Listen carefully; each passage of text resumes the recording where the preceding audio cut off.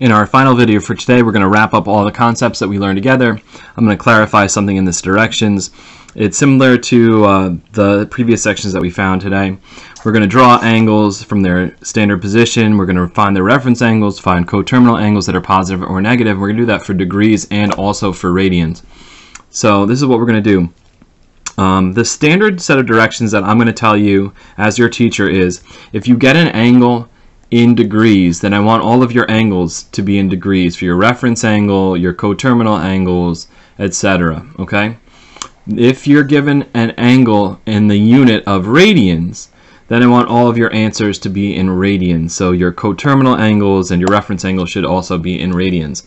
The directions are, I'm just going to go through them with you.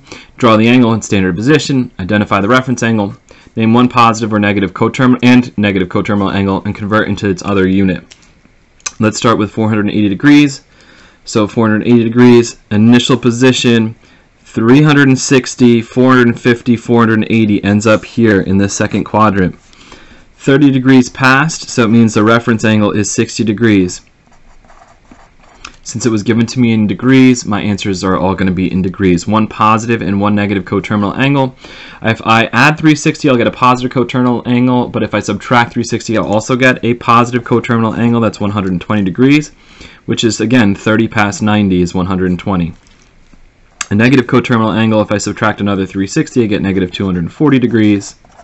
That would represent this angle there. Okay. Next, let's convert it to its other form. Multiply by pi and divide by 180 degrees. I do this, my units cancel. Now, cancel my zeros, cancel by dividing each of these by 10, simplify. 48 and 18 both are divisible by, the first number that jumps out to me is 6. I don't know if there's going to be anything higher. If there is, we'll find it. 6 goes into 48 6 times. 6 goes into 48 8 times. That was a mistake. So the numerator becomes 8 pi. 6 goes into 18 3 times. So converted form would be 8 pi over 3. For question 2, since we're given an answer or given an angle in radians, all of our answers are going to be in radians except for its equivalent in the other unit. 11 pi over 6. Now, I don't know, I know it's positive. I'm still going to rotate it this way. I don't know if that's one full revolution all the way around. 2 pi would be one full revolution. Does 6 go into 11 more than twice? No, it doesn't. So I know it's going to end up somewhere less than one full revolution. Maybe it might be helpful to convert this by doing what we did in our previous section. Take out pi and represent it with 180 degrees by replacing it.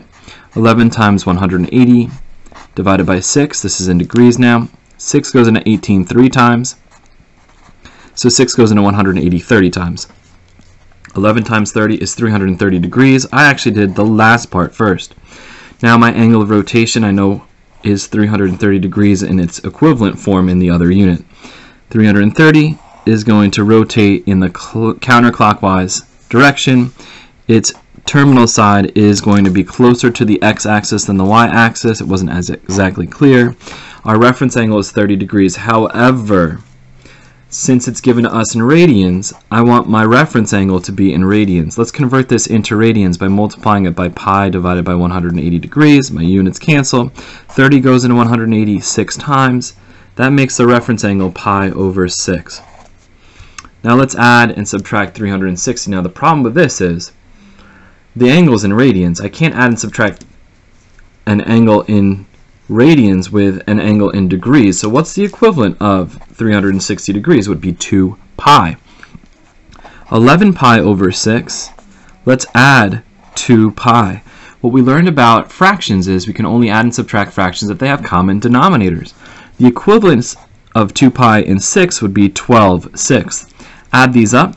11 and 12 make 23. This is 23 pi divided by 6. This would be another positive coterminal angle. If we subtract 2 pi from 11 pi over 6, we get negative pi over 6. I'm going to leave the last exercise for you to do.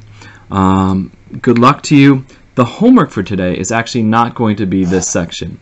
It's going to be online in Delta Math. Although I could give this to you as extra practice, I'm not going to. Please go to Delta Math. The assignment should be posted. Good luck, and let me know if you have any questions.